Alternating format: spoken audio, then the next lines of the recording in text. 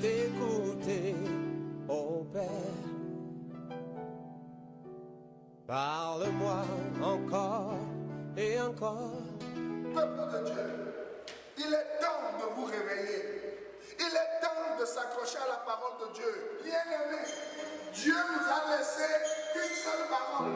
C'est la parole de grâce. Je préfère t'écouter et me taire devant tes paroles qui restaurent. C'est l'heure de l'émission C'est encore possible, présentée par le pasteur Jean Kouété de l'église La Mission évangélique de la principale de l'Angle MEPA, chaque dimanche de 17h à 17h30 sur la RTDS.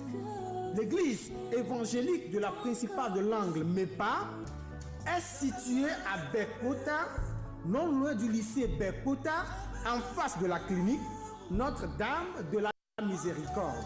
Programme de la semaine: dimanche de 9h à 11h, culte d'action de grâce. Mercredi de 18h à 20h30, culte d'enseignement et d'intercession. Audience du pasteur chaque lundi à partir de 9h. Vous êtes richement bénis. C'est plus que l'or, mieux que le diamant, mieux que de l'argent. Père de grâce, nous te disons merci. Encore une fois, merci. Parce que tu es encore toujours avec nous. Et tu sauves. Tu es le Dieu qui sauve. Tu es le Dieu qui bénit. Tu es le Dieu qui couvre. Tu es le Dieu qui protège. Alors, je continue par protéger les auditeurs et les auditrices. Continue par leur faire du bien. Bénis notre émission. Fais-nous du bien. Au nom de Jésus-Christ. Donc, effectivement, nous continuons dans notre émission. Et nous continuons par clouer et par dire que ce n'est pas un savon préparé par un magicien Balaam qui vous délivre de vos malédictions.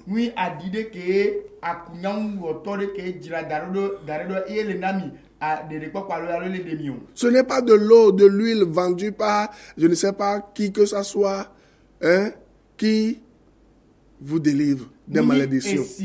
Et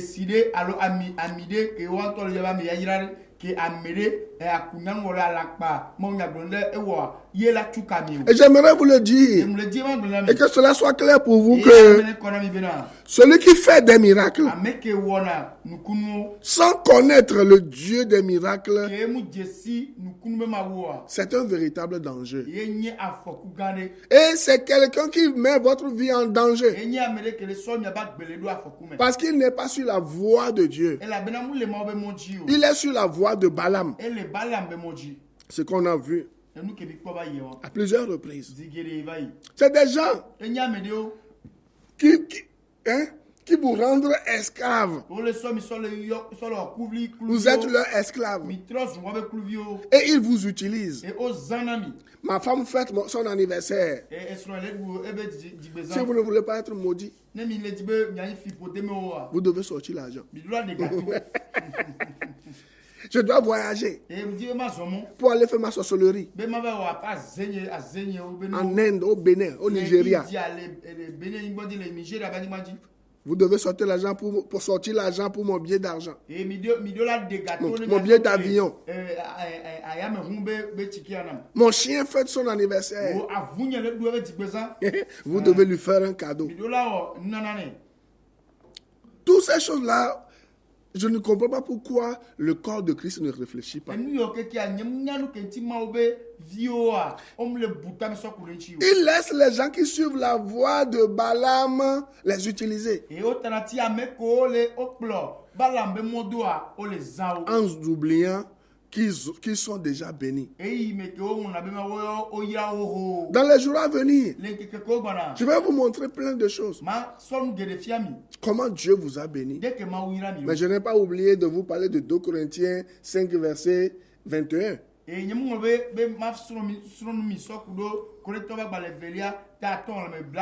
Maintenant, on va voir la doctrine de Balaam. Dans Apocalypse 2:14, Dieu dit quelque chose. Apocalypse 2, verset 14. Je vais lire pour vous. Il dit, mais j'ai quelque chose contre toi. C'est que tu as là déjà attaché à la doctrine de Balaam, qui enseignait à Balak à mettre une pierre d'achoppement devant les fils d'Israël,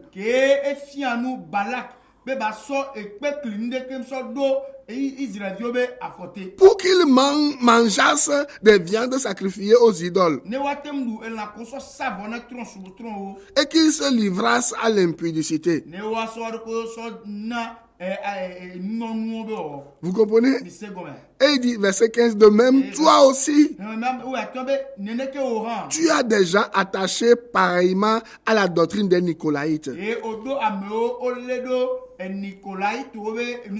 il dit, répands-toi donc. Sinon je viendrai à toi bientôt. Vous qui soumettez les enfants de Dieu à la doctrine de Balaam, qui est décrite ici, ne vous inquiétez pas. Jésus-Christ reviendra à vous tout à l'heure. Vous comprenez? Maintenant, quelle est la doctrine de Balaam? Quelle est la doctrine de Balaam? C'est les faux prophètes qui vous poussent aujourd'hui à faire encore des sacrifices sanglants.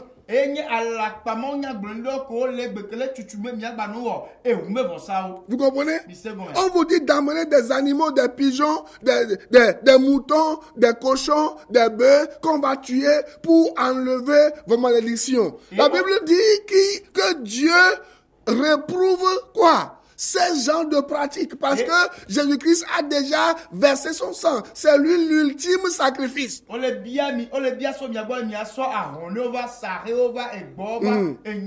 d'en haut, et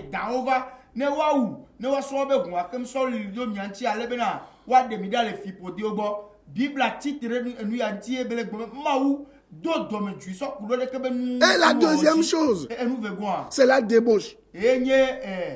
Il y a plusieurs débauches. La débauche sexuelle, la débauche au niveau du manger ou du boire. Vous comprenez? La débauche au niveau, c'est-à-dire, voilà les choses bizarres. On voit des soi-disant prophètes aujourd'hui qui emmènent des enfants de Dieu, des filles, dans les boîtes de nuit. Ils dansent. Vous allez voir dans certains pays, on fait des concerts, c'est-à-dire l'église est devenue une boîte de nuit où on danse comme des mondains.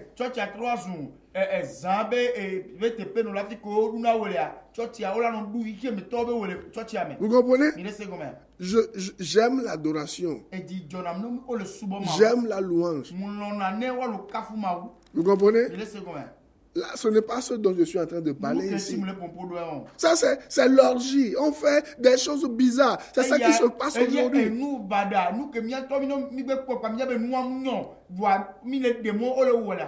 Vous allez voir les jeunes artistes aujourd'hui.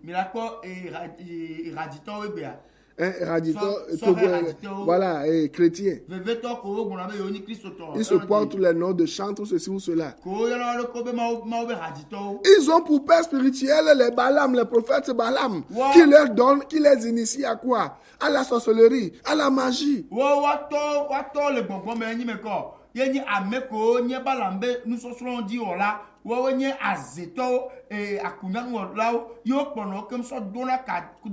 Et la plupart mènent une vie de débauche. Ils traînent d'autres avec eux. Ils mènent une vie de débauche. Je sais ce que je suis en train de vous parler. Ce dont je suis en train de parler.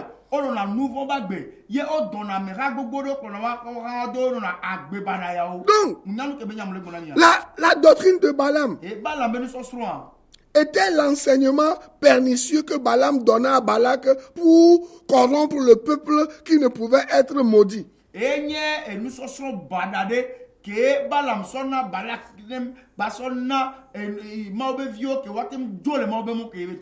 Du coup, que au matin profido. Et les sorts et les tamons que Dieu là non viviaye, qui podé la bawadia. Une veuve va la voir qui va faire que la malédiction maintenant va survenir sur leur vie. Nombre 31, verset 15 à 16.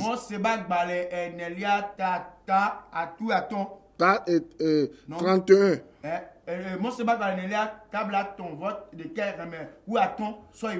Nombre 22, verset 5.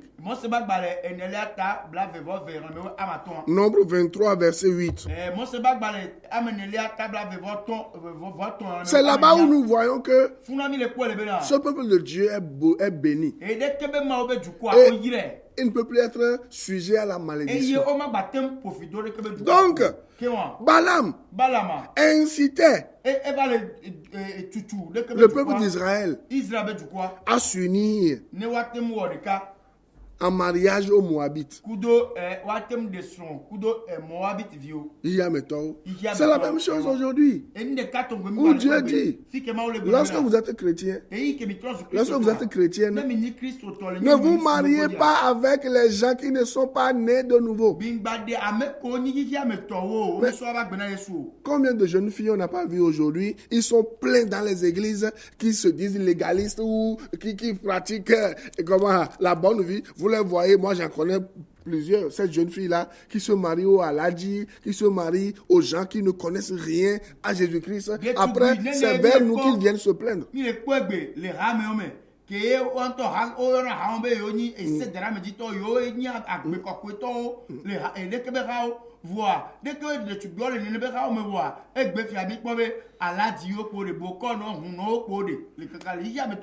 Rares sont celles qu'on demande ou bien qu'on a demandé en mariage. Je dis rares. Après, vous les voyez avec un enfant ou deux enfants. Je veux me marier à un banquier. Je veux une vie facile. Je veux me marier à un commerçant. Les frères de l'église ne sont pas assez nantis pour prendre soin de moi et de ma famille.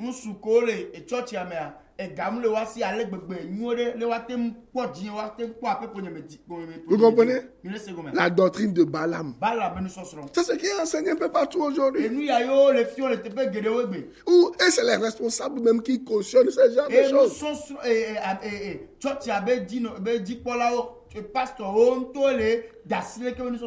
Vous comprenez? La doctrine de Balaam.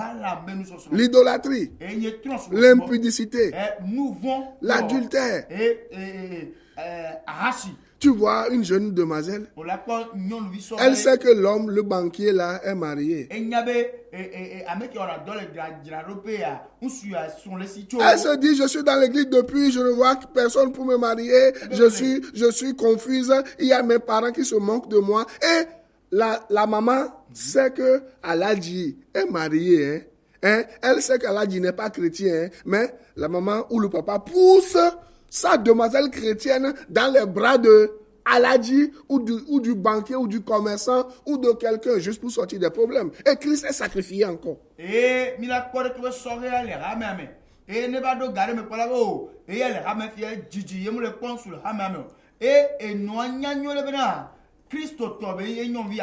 Voir sokudo de que olare meneva nyom dia bagbedi alo de kola wan tolon dibe yuado yo be gabe ya ontia ola no tutu de que be nyom via e toata e no atan tu de soyi de que be balagbo de que be muslim tobo de que be tronsubo labo de que be agaje ameke wara do gajira do ko zare ko no waten poga wanu nawo. Et c'est un plan du diable. Et vous allez que quelques temps après, il y a divorce. Oh, Jésus-Christ dit qu'il n'est pas pour le divorce. Vous comprenez? Vous allez voir tout cela dans Nombre 22, Nombre 25, verset 1 à 2.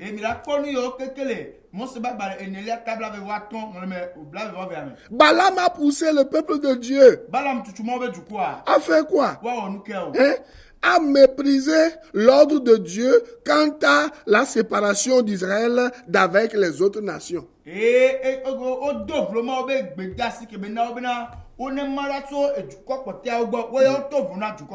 Nous sommes une race élue, un sacerdoce royal, et fior. Et la Bible dit aussi que, regardez, nous sommes ce qu'on appelle ecclésia, l'église. Nous sommes sortis du monde pour former un seul corps avec le Seigneur Jésus-Christ.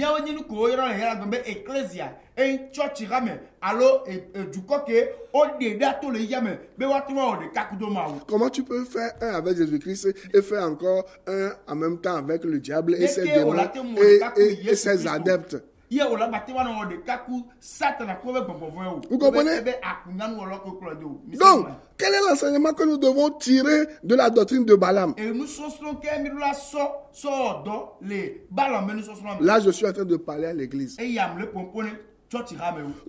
ne veut pas voir l'église s'unir au monde. Jacques 4:4.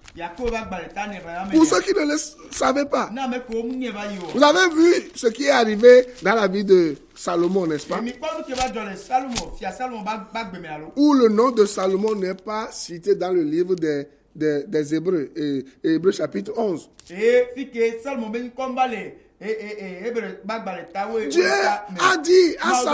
Dieu a dit à Salomon, je t'ai donné de grandes richesses et inégalables. Mais qu'est-ce que Salomon a fait?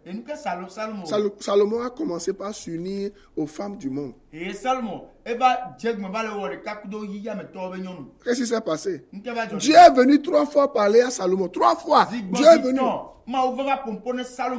Salomon a refusé de se repentir. Vous savez ce que Salomon a fait? Salomon construisait des hôtels à ses concubines.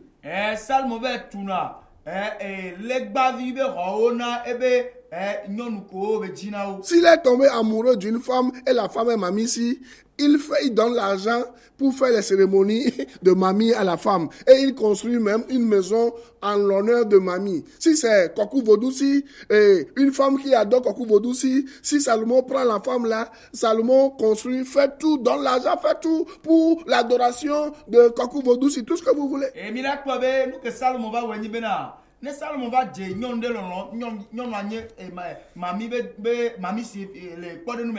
Salmon, elle va so gana bo ne ba mami be mo na nyonwa ye be la tu mami ko na nyonwa e la tu a ne mami to bo ne no na lo subo mami le ne be de nyon de be ni koku koku si nyonwa ni koku si a elle va tu koku be le bavi dare ne nyonwa be on ne subo le fun e la tu a le bavi gande ke ni koku et à mon avis nous sommes beaucoup ne be de nyon ke be de ni vodure to quoi et la tu de que vodua ne be no subo le. Et à un moment donné, Salomon se croyait plus sage que Dieu. Dieu était venu en rêve. Dieu lui a parlé. Dieu lui a dit, je t'interdis de continuer par faire ce genre de choses. C'est pour cela qu'il y a eu schisme après la mort de Salomon. Vous comprenez? Si nous prenons un autre cas, le cas de Samson. Samson que moi j'appelle l'homme aux 3 F.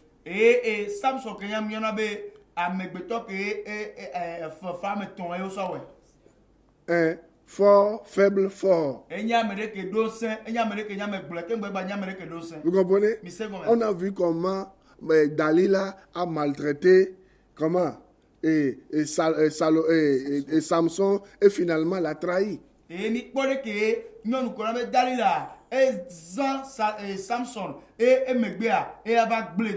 Oh, Dieu ne veut pas que les chrétiens les chrétiens ou les chrétiennes s'unissent aux gens du monde en termes de mariage.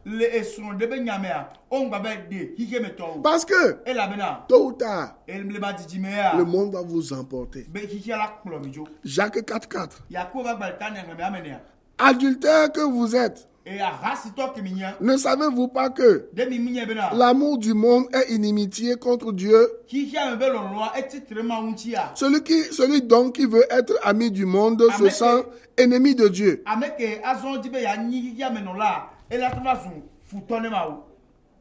Vous comprenez?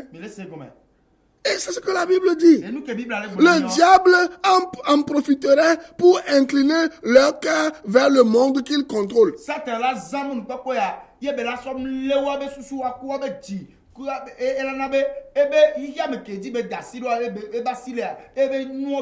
Combien de jeunes chrétiennes aujourd'hui? Elle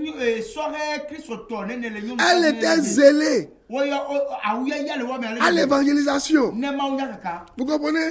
Elle était zélée pour les visites, visiter les malades à l'hôpital, dans les maisons, évangélisation dans les maisons, porte à porte, dans la rue. Au groupe musical, chanter pour attirer l'onction de Dieu dans l'église.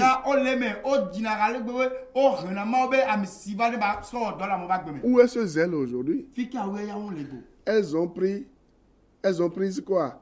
Un homme qui s'est caché sous une fausse apparence de chrétien, et lorsqu'elles sont tombées enceintes, l'homme dit, c'est fini, tu ne vas plus à l'église. Et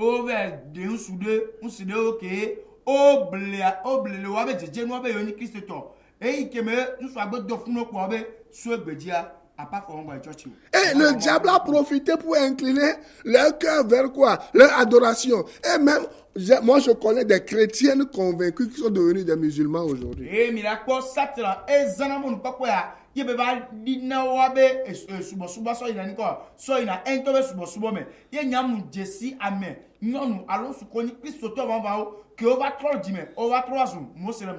Parlant de musulmans, nous prions tous les jours pour les musulmans dans notre église.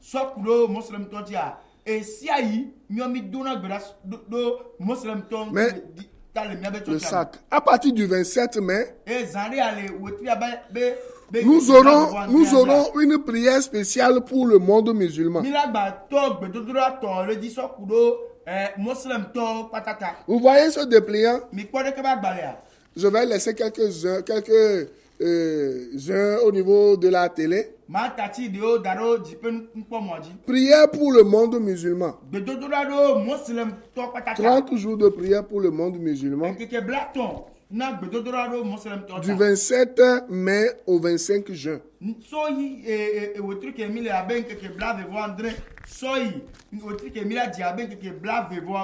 Où nous prions pour le monde musulman. Nous prenons plusieurs pays musulmans et nous prions pour eux intensément tous les jours jusqu'à ce que leur période là passe. Donc vous aussi vous pouvez rentrer dans cette prière intercession avec nous. Vous comprenez? Parce que si tu es chrétienne, tu te maries aux musulmans, par exemple. Les musulmans, selon le Coran, ont reçu l'autorisation de prendre au moins 4 femmes.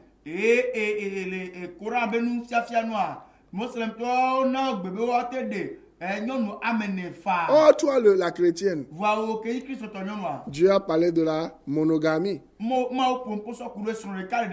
Mais quand tu commences par souffrir, tu vas dire quoi? Hein? C'est juste un exemple que je donne. Il y a plusieurs choses. Il y a plusieurs chrétiennes qui se sont mariées au monde aujourd'hui. Elles ont commencé par faire maintenant la magie, le fétichisme, on les a mis dans ces choses-là.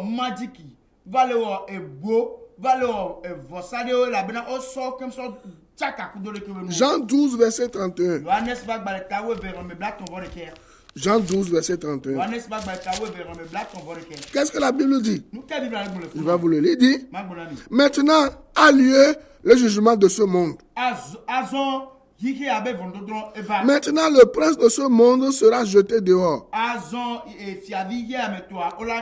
Et moi, quand j'aurai été élevé de la terre, j'attirerai tous les hommes à moi.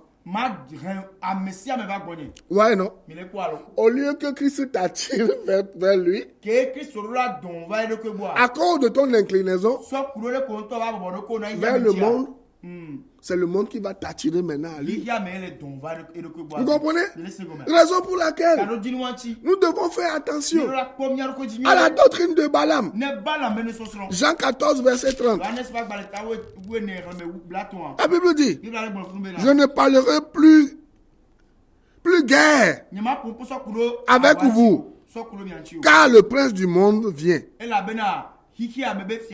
Il n'a rien en moi. Hein? Vous comprenez? Tu ne peux pas être à Jésus-Christ et avoir les choses du monde encore en toi.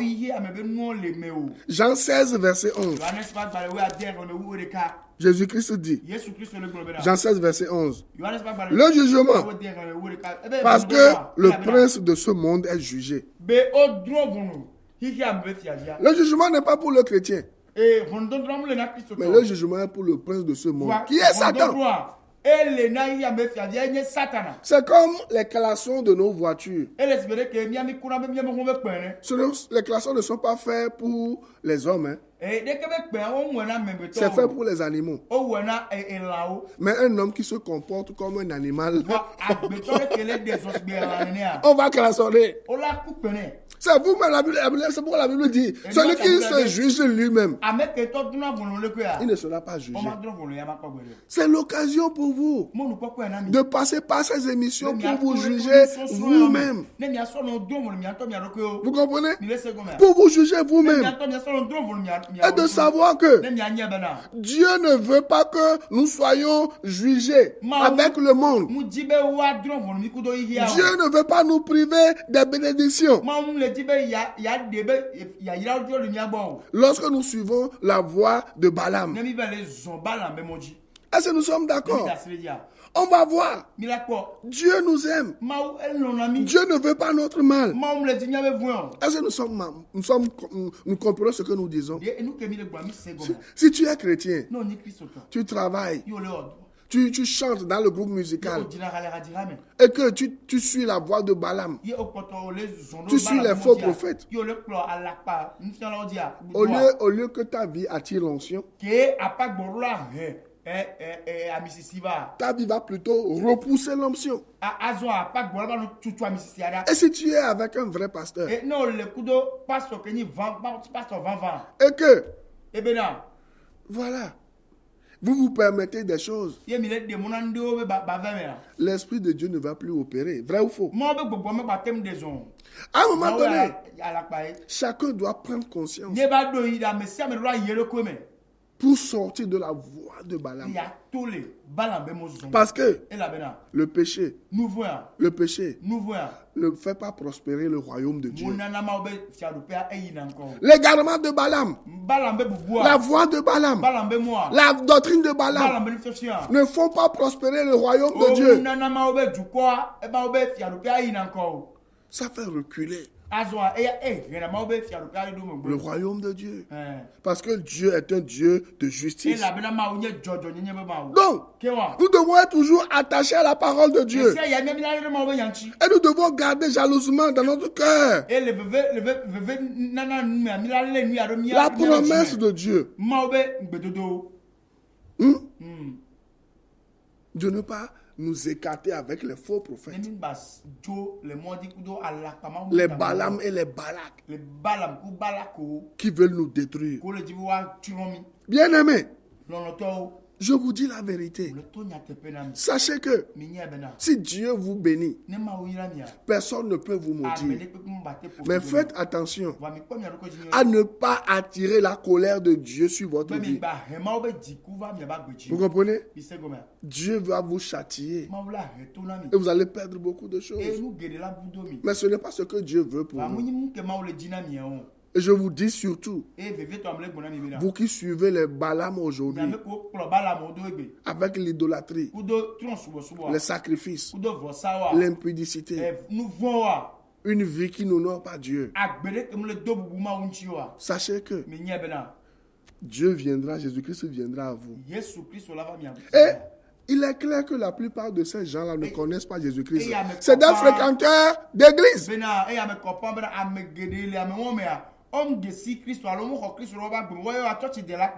Maintenant, je parle aux vrais chrétiens.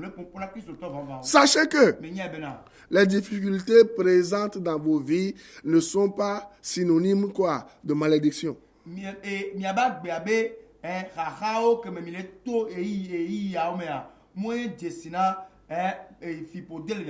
Le temps joue contre nous. Nous allons continuer la semaine prochaine. Dites avec moi, Seigneur Jésus, sauve-moi, pardonne-moi mes péchés, donne-moi la vie éternelle. Je te reçois comme mon sauveur personnel. Que Dieu vous bénisse. Nous allons continuer la semaine prochaine. Si Christ a à venir. Shalom. Shalom. Bye bye.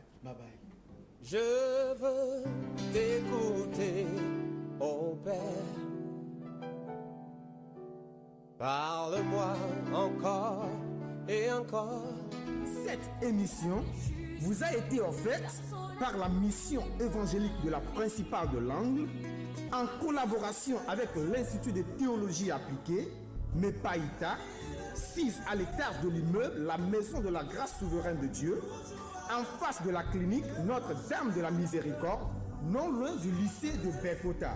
Téléphone 90 04 70 10 22 37 97 52 22 37 97 53.